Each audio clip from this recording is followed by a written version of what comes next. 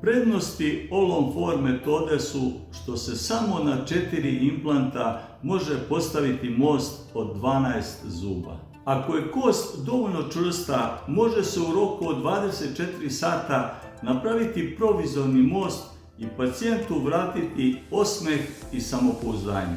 Ova metoda je jeftinija od metode All-on-6, a može se isto na 4 implanta napraviti most od 12 zuba. Stopa uspješnosti ove metode je preko 95%.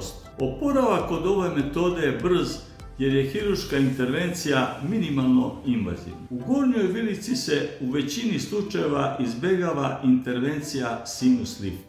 U donjoj vilici se u većini slučajeva izbjegava pomeranje donjoviličnog živca. Ovu metodu moguće je primijeniti i kod manje količine kosti u vilicama. Ova intervencija je jednostavna i bezbolna. Ovom metodom se postiže dobar kako estetski, tako i funkcionalni učinak. Zakažite besplatnu konsultaciju i saznajte da li ste i vi kandidat za All-on-4 metodu.